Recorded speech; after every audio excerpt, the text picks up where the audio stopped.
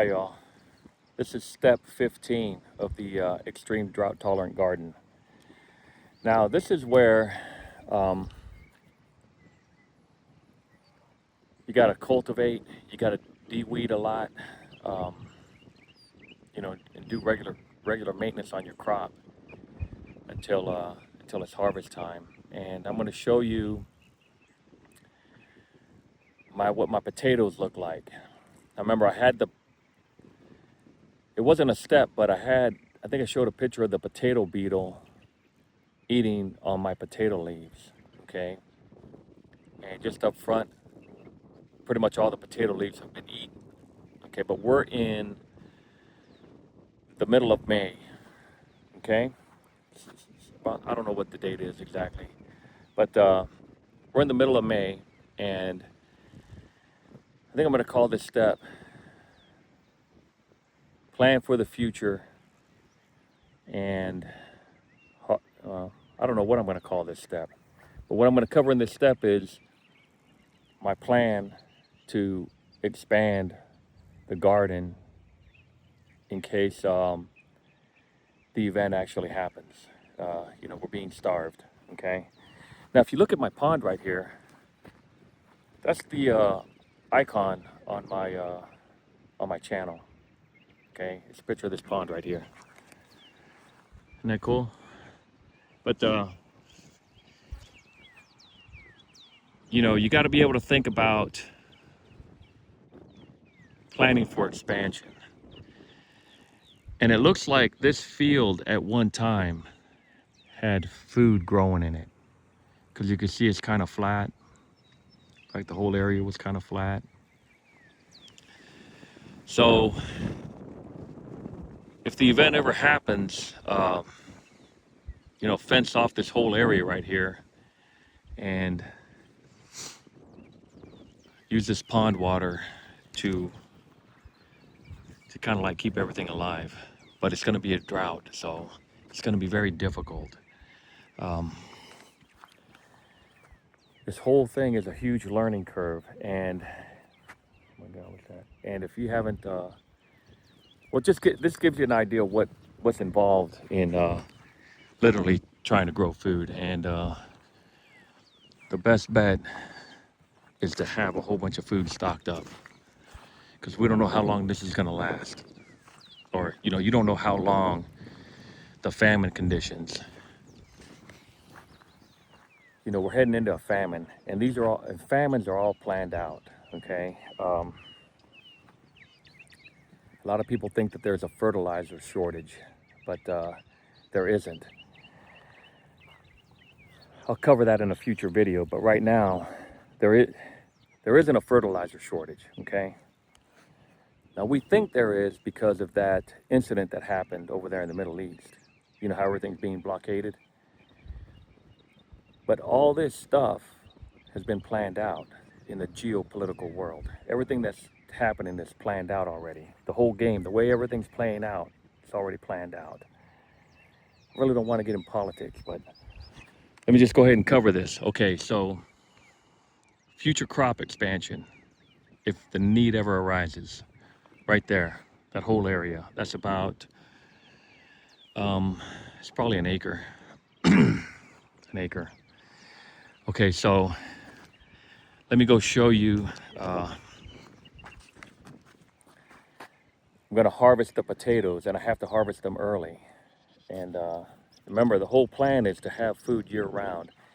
And I really hope I get food every month out of the year, because that way I can move on and focus on other stuff. Do other videos besides this, because I know this is boring. I mean, think about it. 7 years and I only got 350 subscribers, somewhere around there. But I know that only the real people that plan to survive are watching my channel. So let me go ahead and show you what I'm going to do here. So it didn't show it in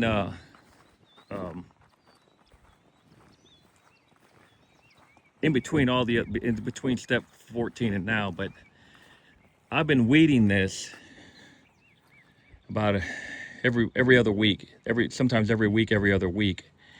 And look how fast this grass comes back. Look at that. See how quick that comes back? Okay.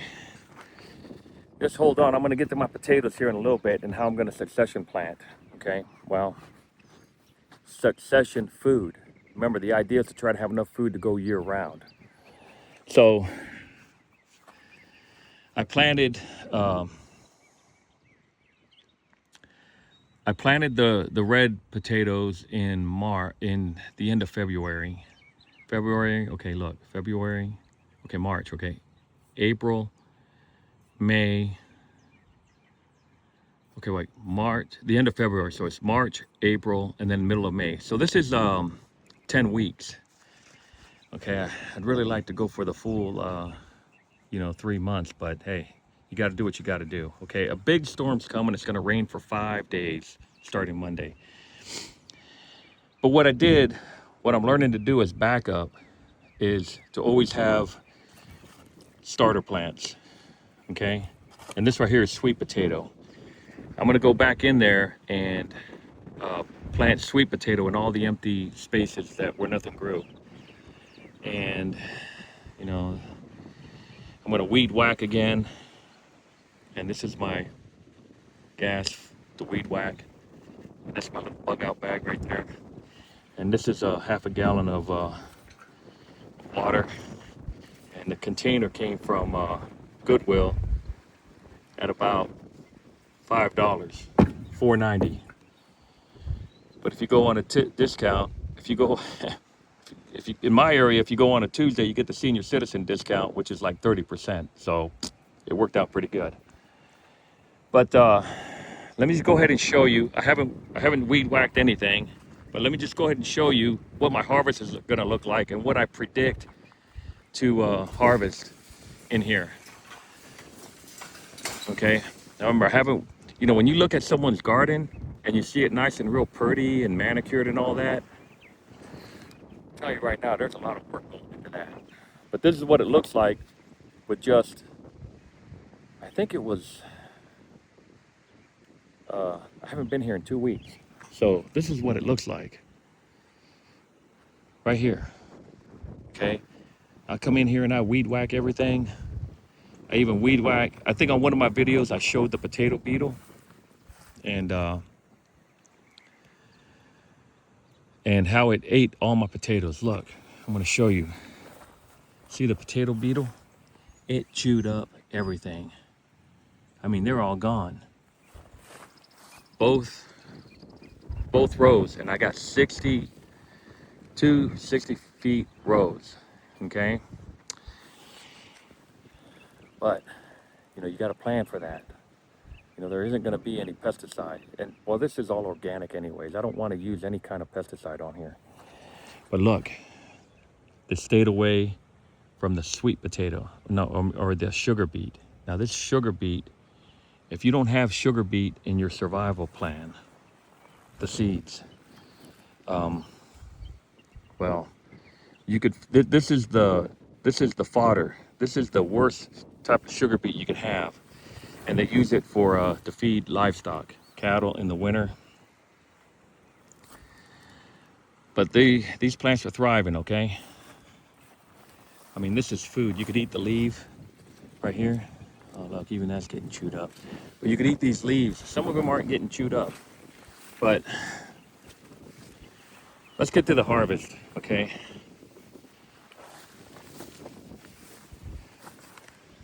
Look, you got to take your survival serious. The last thing you want to do is starve to death. But let me show you. Okay, those sweet potatoes that you saw, I'm going to put in here. Now this sweet potato is going to be the succession to these red potatoes.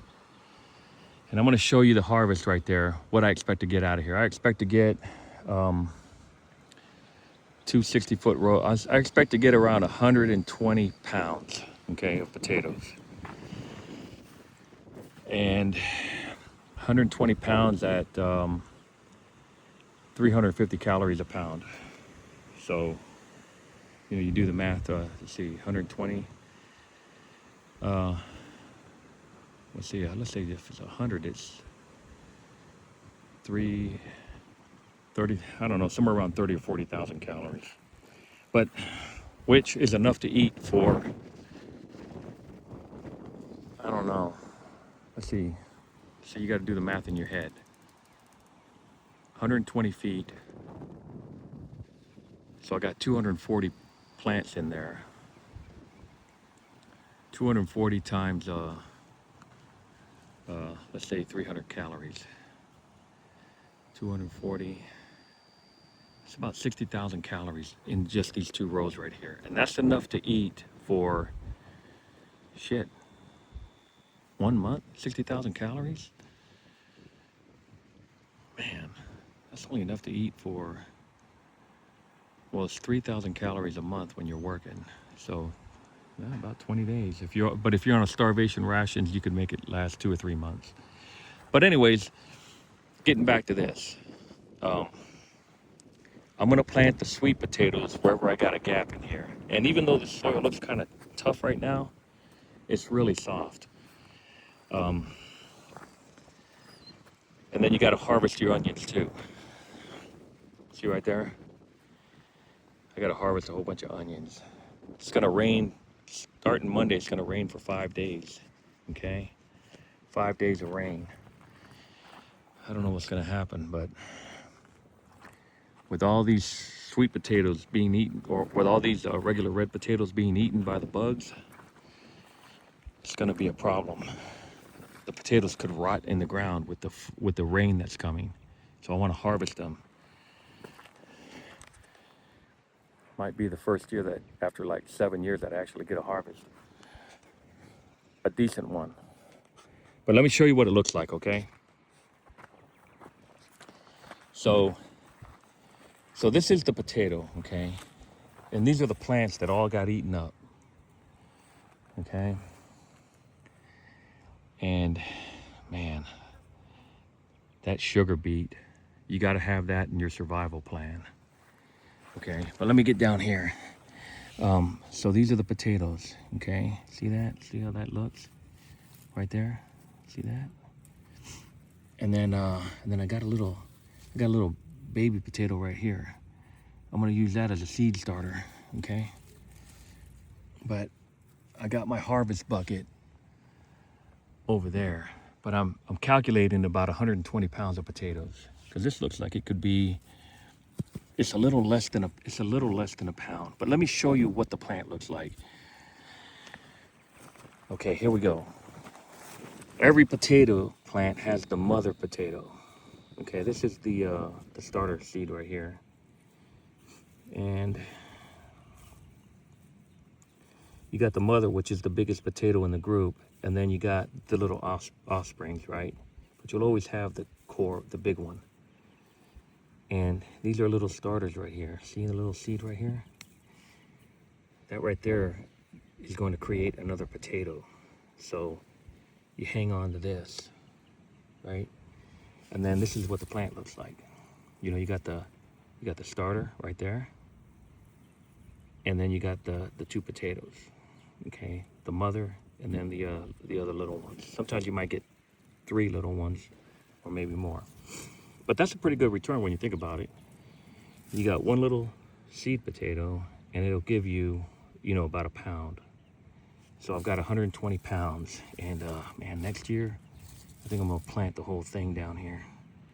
Okay, so that's what it looks like, and then you just wanna harvest them, okay? And then it's recommended to burn your plants so you don't spread it. But so here we go right here. So this right here is about a pound right here. That's 2 days right there. And then you want to leave your potatoes out for 1 day to dry. Okay, you want them to dry. But what I'm gonna do is I'm gonna put them on the bed of my truck, and I'm gonna let them dry on the bed of the truck. Okay, so I gotta harvest this whole thing. Now I don't have, well, oh shit, what the hell is that? Man, you gotta be careful out here, because there could be snakes around here. The way that was like multicolored.